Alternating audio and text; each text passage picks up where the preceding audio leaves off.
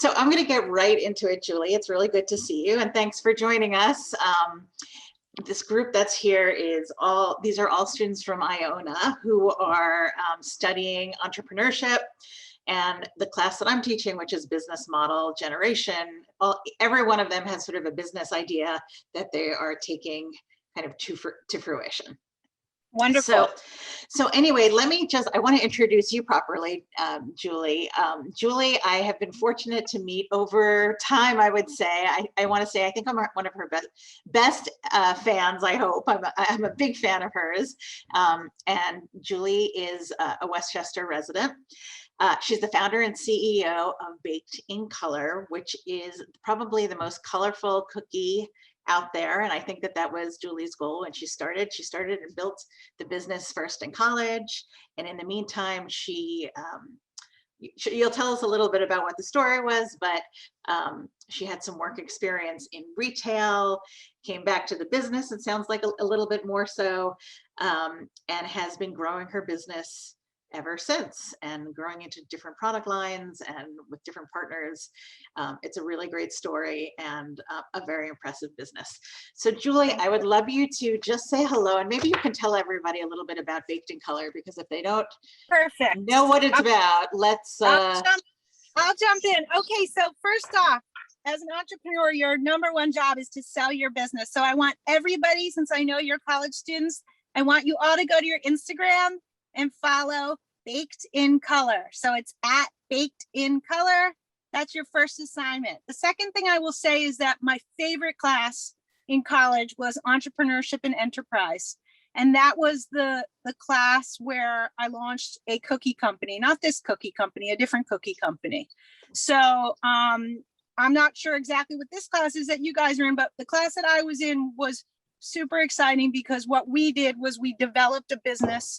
We developed an entire business plan, the financials, the strategy, the marketing, the financials, sales strategy, marketing strategy, everything you really need to do when you run a business. And then what we did was we presented it to a panel of business people within the community, and the winner of this, whoever had the best business plan, got $5,000, but you had to start your business. So my business was called Quickie Cookie. And because it was a college, it was Quickie Cookie, have you had a quickie lately? So I'm dating myself in my age, but we delivered a dozen warm cookies, baked fresh, warm, with a quart of milk. So I'm sure many of you know Insomnia cookies. Can I see some hands raised, whoever likes Insomnia cookies? Okay, I see some hands. Now I want you guys to forget about Insomnia cookies, and I want you to just think of Baked in Color cookies from now on.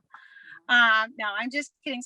So we were in what Insomnia was, we were doing about, I think, 10, 15 years earlier. So that was the start of my cookie experience. I had 3 partners. We rented space at a local gym.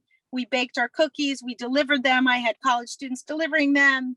And it was very successful. I sold the business my senior year, and I went on to work in corporate retail at Saks Fifth Avenue and Macy's, which was very, very creative and entrepreneurial. It was basically learning how to run a business with somebody else's money.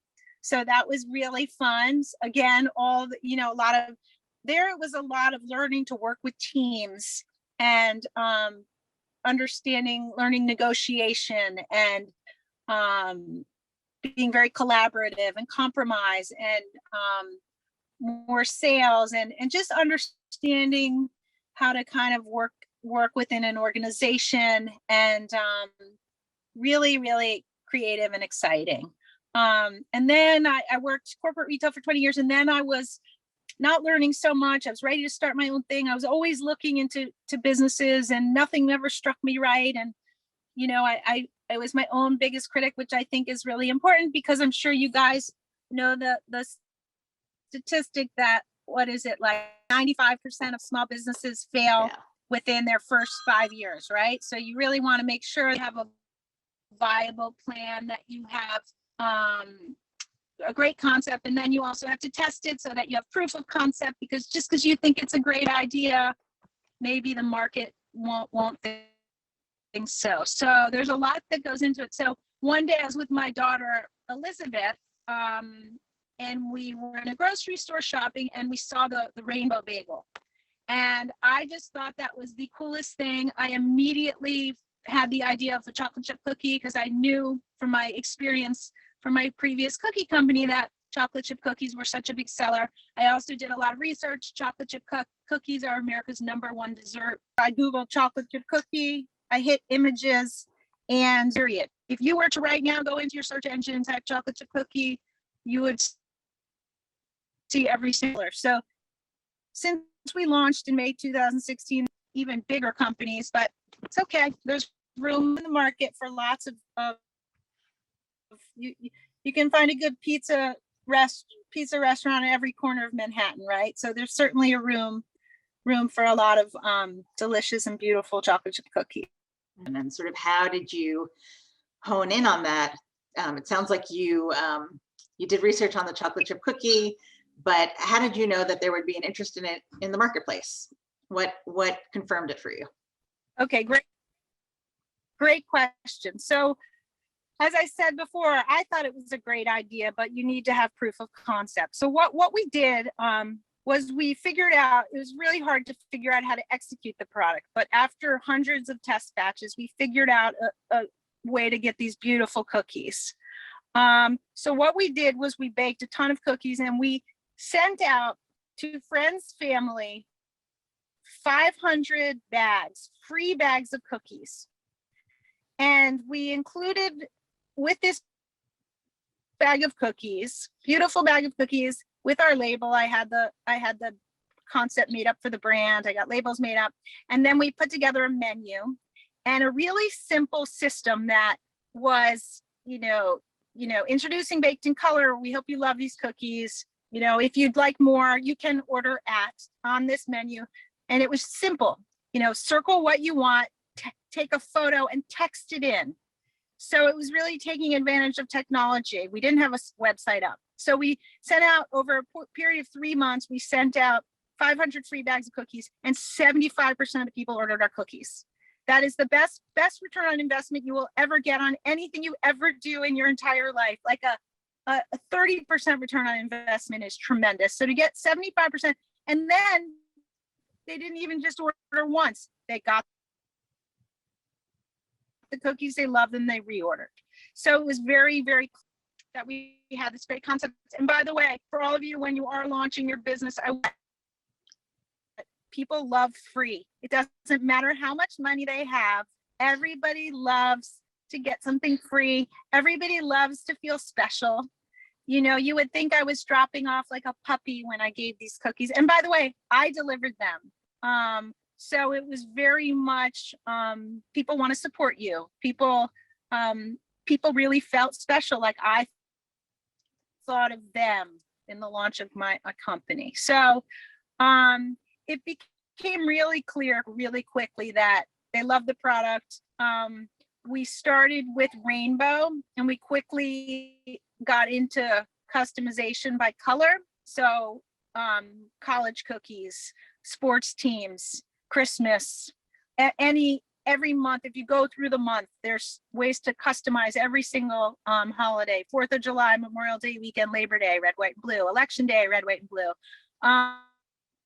So we had this niche, and now rainbow is about 50% of our business, and custom colors is the other 50%. Lots of corporate customization. So anyhow, that's how we started. We thought we had a great idea. We tested it. We got proof of concept, and then we got our website up and slowly built up distribution. And that's the launch story. And how did your business model change over time? I assume, I know now you're no longer circling and checking off boxes and taking pictures. How did your business model evolve over time? And what was it that signals you that it was time to change different aspects of it? Yeah, it's a great question. So we started that way quickly to make sure we had a good idea, right? And I had very little money invested, right? It was low startup, low risk. Then we got, when it was clear that there was proof of concept, that we had demand, we built our website. We launched in Manhattan. I got a small location in Manhattan in February 2016, a small kiosk location so that I had low overhead. I'm a big believer in keep your costs down and grow only when there's like clear demand. I'm probably too conservative like that, right? Because I would really like to scale, and I probably should just invest more to get to the end goal quicker. That said, I've been profitable since day one. And like I said, most small businesses fail pretty quickly. So we launched in Manhattan. It was pretty much, the thing about Manhattan real estate is pretty much, it's just to establish your brand and to get kind of brand recognition, to get the word out about your brand, because rents are so expensive. If you can cover your rent and cover your labor costs and break even, you're pretty much doing a good job, because what it did is, in addition to the amount of cookies that we were selling each day, is we were getting a lot of corporate orders through that. So we were at Columbus Circle, and CNN was at Columbus Circle. Hearst magazine was at Columbus Circle. So we started to get a lot of corporate orders. We also, because Hearst magazine, which I believe owns Cosmopolitan, Town and Country, I'm not sure on that, but they own a lot of magazines. So we were starting to get a lot of editorial exposure. Because the cookies are so visual, and I know this is something you want to talk about, is social media, but because the cookies are so visual, we were getting influencers posting our cookies, right? So all of a sudden, I was new to social media. This is 2017. I'm 50 years old, so my daughter posted the first cookie announcing baked in color, and but all of a sudden, somebody with 10,000 followers posted, somebody with 50,000, then somebody with 500,000 followers posted, and then all of a sudden, Good Morning America reached out. Insider reached out. Insider came and shot a video, and it went viral. As we do tons of corporate getting national distribution. So we were lucky. We got on a really significant website called Goldbelly. So we have national distribution through this online retailer that is the #1 distributor of food in the country. So that's been huge, especially with COVID. I'm a huge fan of Goldbelly, and I know that Goldbelly is very discerning in the desserts that they choose to post. So that is a really big deal. So it's so interesting that you found so many different new customer targets, because in reality, a chocolate chip cookie can address almost any target audience. But it's interesting that you were able to find new revenue streams by focusing on some other things, like corporate. It's such a good. Yeah, but the beauty of chocolate chip cookies is that everybody likes chocolate chip cookies, and it's not, they don't discriminate, right? It's ageless. It's all people, all genders, everybody likes. So we have a really, really broad demographic of customers. So speaking about being broad with demographics and customers, tell us a little bit about how your product line expanded over time. And even more recently, I know that we have a brand new product that's just come out as well. So we started with the chocolate chip cookies, which were fantastic. And then as I said before, there was a lot of competition. So a lot of people started doing colorful chocolate cookies, and there's already so many chocolate chip cookies that are so delicious in the market. So it just became clear that we needed to add. So I'm a big believer, though, in doing what you do and doing it well versus doing too much, right? Like if you look at successful businesses like Chipotle is a brand I love. They kind of invented that like high-end fast food, but if you go into a Chipotle, it's pretty simple. You go in, their burritos, their tacos, bowl, and it's simple and it's fast. You want kind of ease of production, right? So for us, already we've got a complicated product, but the last thing I'm going to do is have, not the last thing, but if you have all of a sudden you're doing oatmeal and chocolate chip and peanut butter, and then you've got nuts in your facility, and then people want gluten-free. So I really feel like whatever your business is, it's really, really important to be focused, to know what you're doing, and to kind of be true to it. Listen to what everybody has to say. Every day I get requests for things. I've gotten requests for owl-shaped cookies. I mean, like the craziest stuff, but you have to kind of know what you want to do and pivot and be open to listen, but be really assess things before you go in all directions. That said, I wanted to expand on the business with something that was relevant but new and not out there, because as I said, chocolate chip cookies there's so much competition. So we did a lot of product development, a lot of experimenting. We came up with something called a brookie, which is, many of you guys will know it as a slutty brownie. It's not a political way to say it, but it's how a lot of college age kids know it. So, and the reason it's like so decadent, and that is not my definition. If you Google it, that is what the definition is. So it's a brownie bottom, an Oreo inside, and a chocolate chip top, and they are outstanding. They are sinfully good. So those are our brookies. We do those in cakes and we do them in squares, and they represent about 50% of my business at this point. So they're really, really delicious. And we also customize those. And we also, in addition to the cookies, we do cookie cakes, and we sell, hundreds of cookie cakes in a week. So once again, why do we sell cookie cakes? Because it's a differentiator. You can get a chocolate chip cookie from anybody, but you can't get a rainbow chocolate chip cookie cake. It makes a great birthday present. It makes a great birthday cake. They're really beautiful. All of our products, so they're very special. We do flavors. One is a funfetti cake. In keeping with color, it's bright pink. It's basically a sugar cookie, kind of shortbread sugar cookie with sprinkles inside and on top. And then the last product. So the thought was, our cookie cakes do so well. Let's do a cookie cake collection. We're not even offering those in cookies because so many people do. And for Pride, we do a rainbow heart brookie cake. That same thing. Pride is like as big as Christmas for me. So Julie, are you the creative thinker behind all of this, or do you have a team of people that help you come up with all these creative ideas? I am the creator. That is my number one thing. My mom always says, it's so amazing. This all came from your brain. Like, so no, and that's the hardest part, right? It's like I said to you before, I thought of 10 businesses before this business, and I just, I poked holes in them and figured out why they wouldn't be good. But now I've got this business, and it's really critical as a business person to evolve, right? And it's hard enough to find one good idea, but then it's just, you've always got to be moving forward, and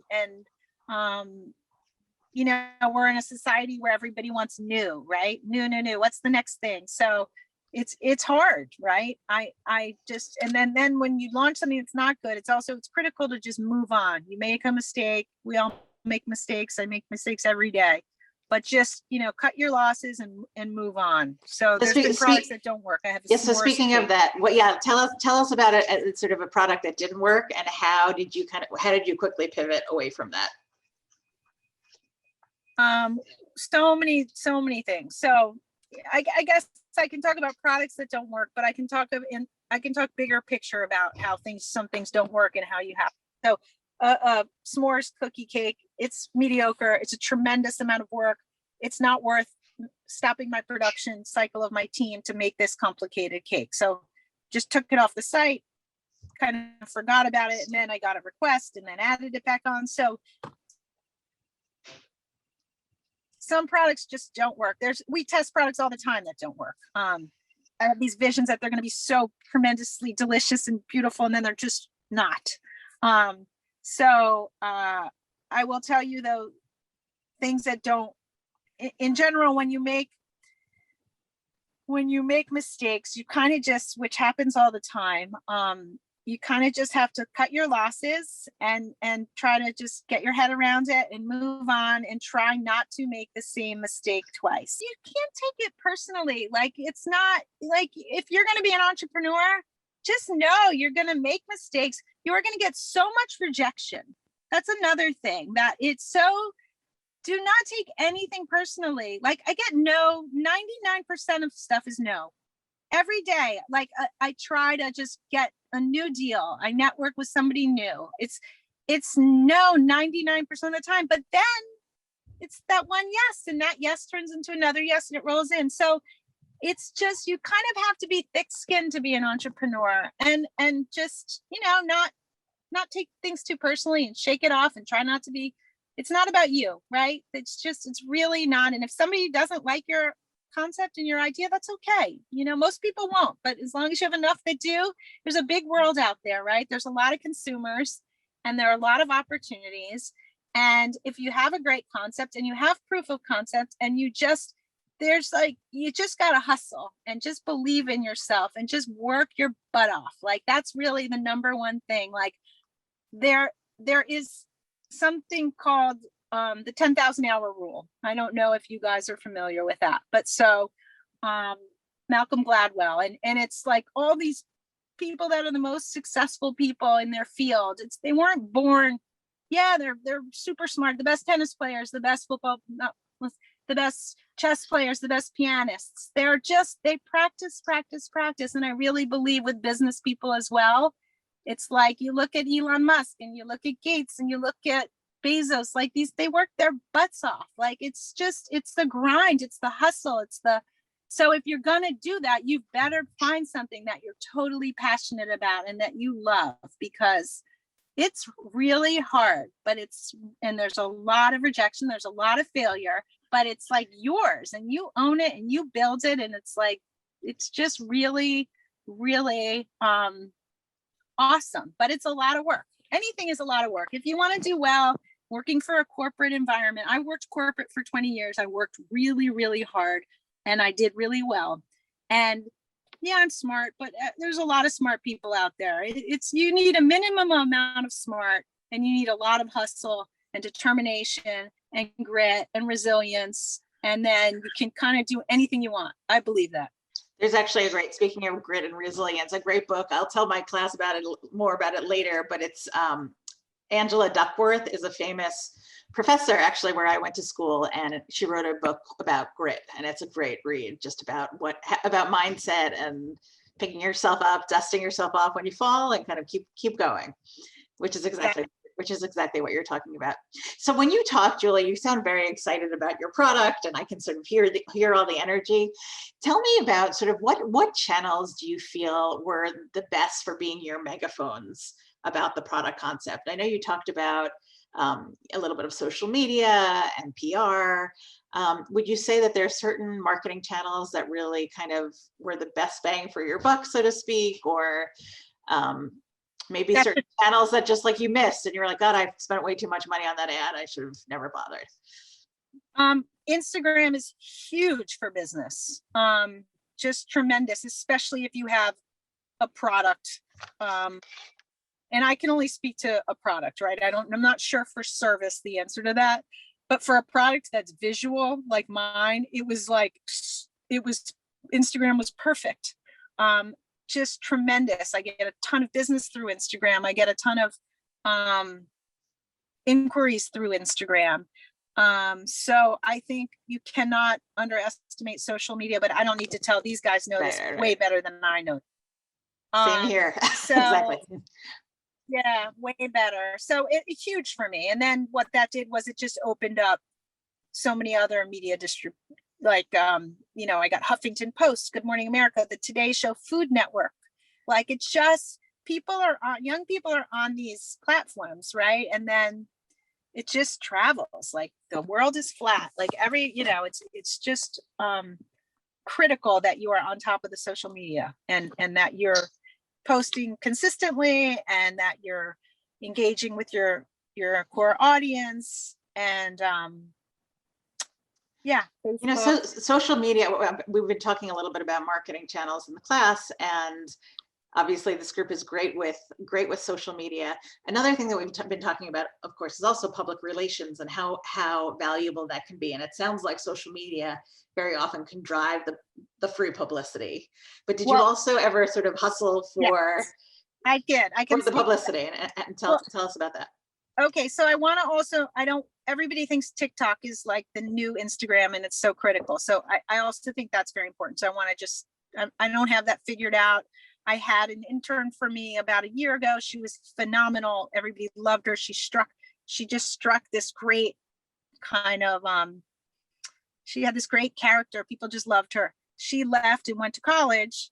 And since then I haven't been able to get my TikTok. So if any of you guys is interested in like exploring TikTok and looking at mine, you'll see it. It's kind of terrible the last 6 months, but look back and you'll see there was this one girl that just people loved her. She was so funny, and I'm looking for a new TikTok person. So if any of you wants to reach out to me and has good creative ideas, I'm open, and I'll give you guys my contact information, or Lisa will send it to you guys later. But I'm definitely, I think that's a huge critical outlet that I need to figure out. So, okay. So yes, PR. So I was really lucky. Initially, I got all this free press. That doesn't last forever. So, come May, so COVID comes, come May, my Instagram, I had 23,000 followers. I got hacked. I got to zero. I had COVID. My father passed away, and I got hacked all within a week. It was not a good month. So I lost all my Instagram followers, really stupid and an amateur mistake. One of my worst mistakes, just really dumb. 4 years of building an audience gone. Anyhow, I decided I was spending too much time on it. Like I said, you got to move forward. And I just justified. I was like, okay, that's like the messages. I'm spending too much time. I'm wasting my time on that. I'm not going to spend, I'm going to pivot. I'm going to hire a PR company and free myself up to go get more deals and put my creative energies elsewhere.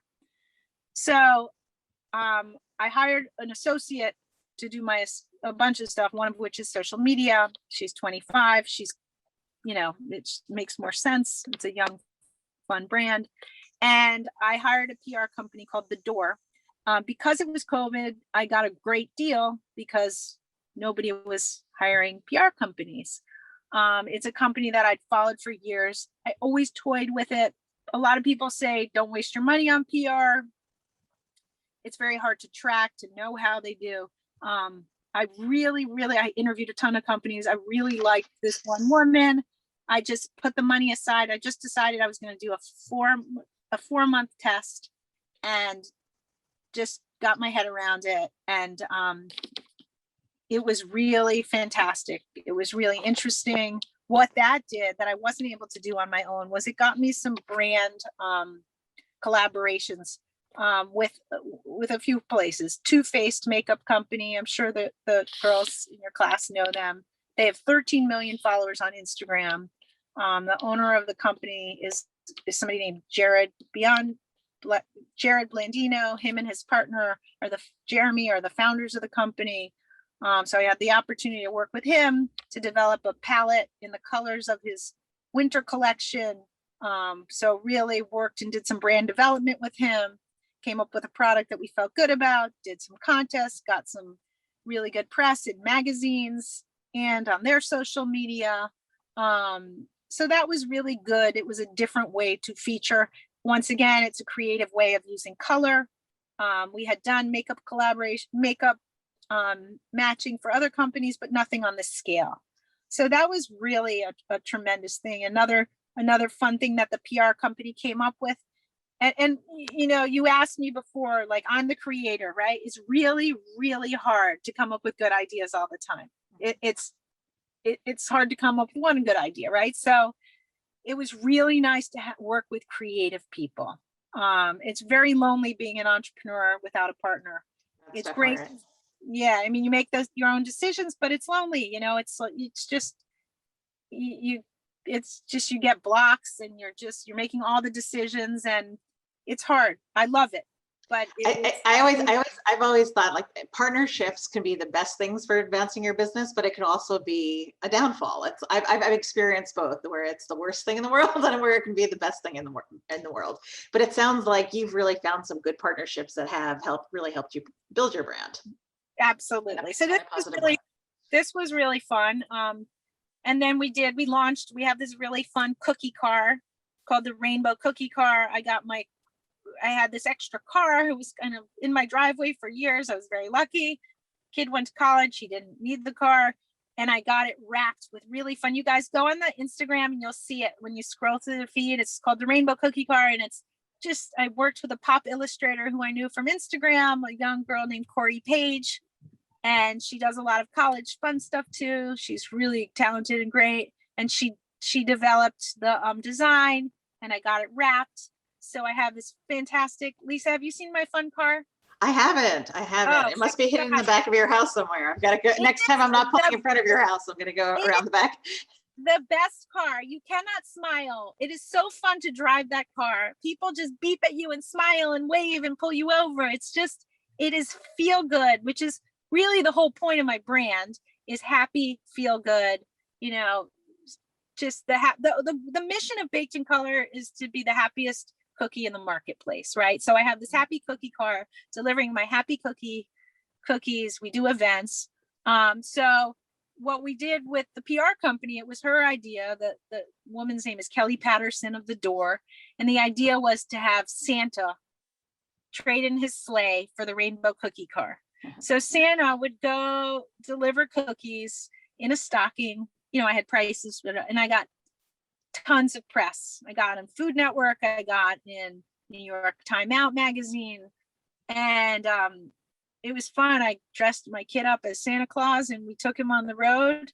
And it was really fun. We booked probably like 30 Santa Claus events in the New York metro area. So that was a PR company idea. That was something really smart that it seems so obvious, but I don't think I would have thought of. You know, what I love about what you do, Julie, is that you keep your brand so consistent where at every customer touch point. So that feeling of happiness, it's the way that you package your products. It's the Happy Mobile, it's the languages, it's the logo, it's the stickers, and you're constantly sort of communicating that feeling. It's not just the products, it sort of goes to every place that you interact with customers, which is really important. Thank you. And very much a good spot to be in during COVID, right? The whole trend during COVID was rainbows, right? Little kids were putting rainbows in their windows. So COVID, do you want to talk a little bit about COVID and how I pivoted? Is that? Yeah, you can talk about, I want to give the students a little bit of a chance to ask you some questions.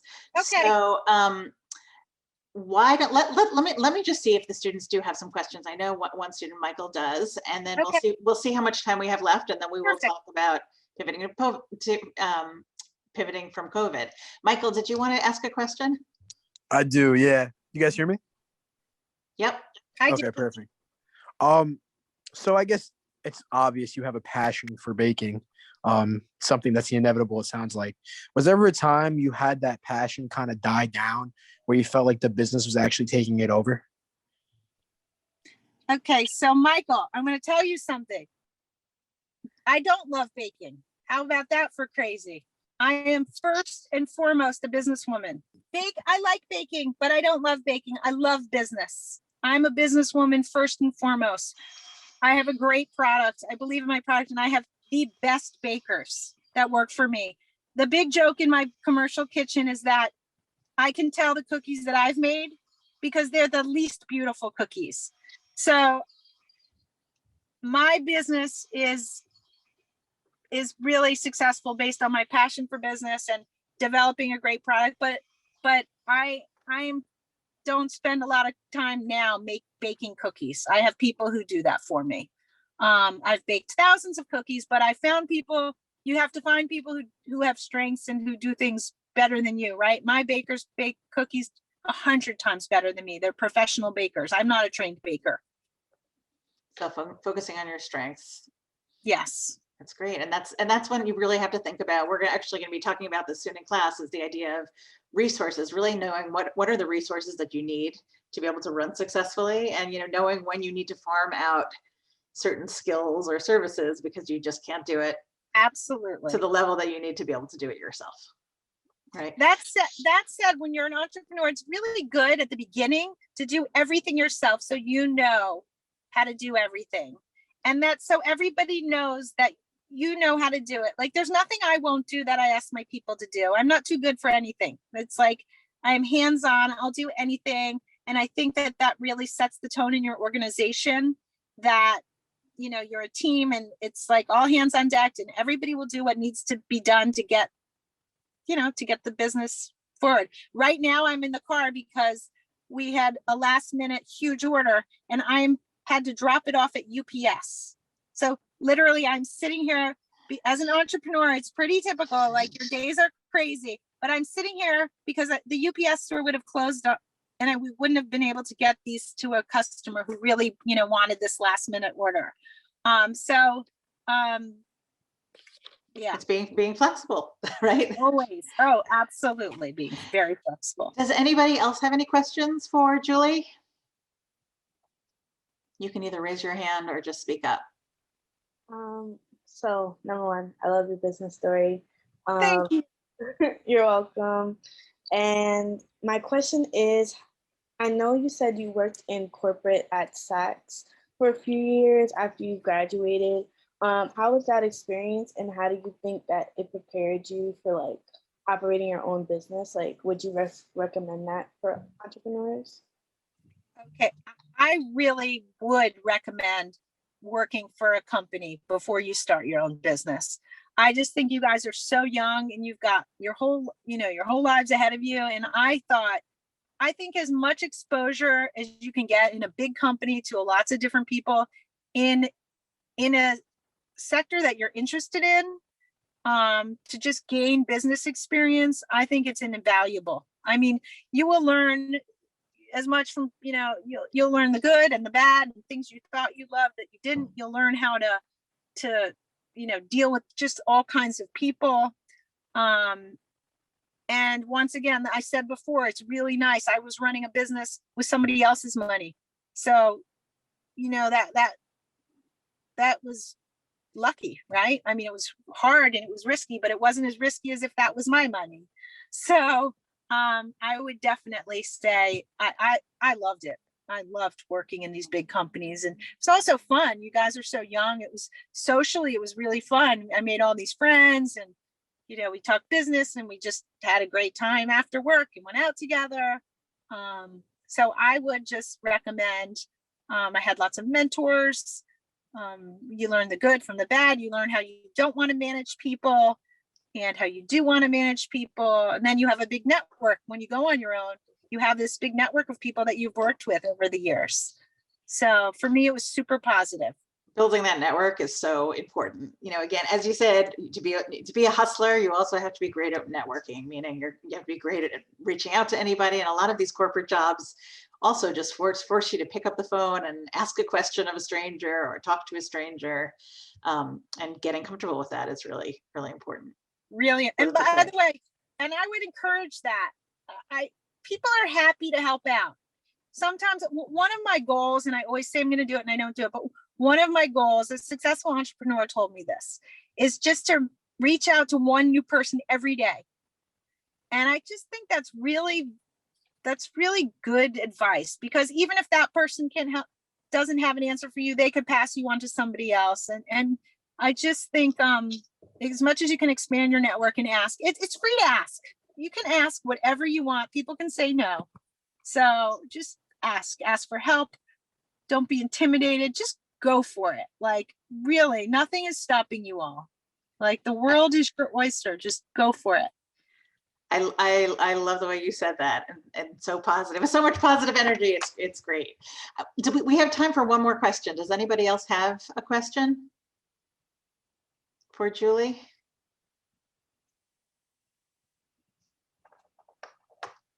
I love the way that you talked about getting advice from others. And at one point, if you could make before we leave you, talk about just when you talk about mentors and sort of where to get support and help. You know, it's lonely being an entrepreneur.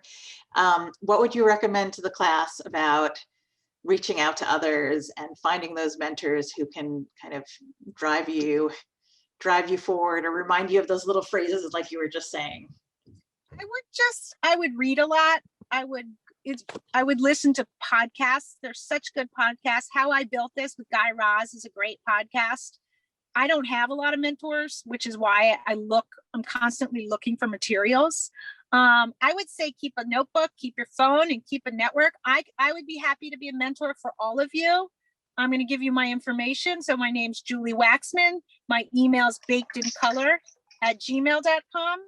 I'm happy to help you all with anything you want. I'm happy to connect you with people.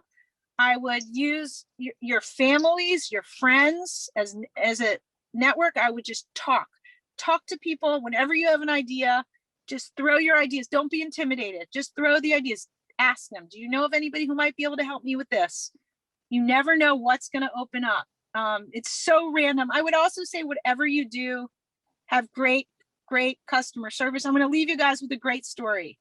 So I get the strangest inquiries through my email, and recently I got one and it said, "Hi, my name is Vanessa. I ordered your cookie cake. I was so excited to get it. It came, they buzzed me to go get it. When I got downstairs, I saw somebody running away with the cookie cake.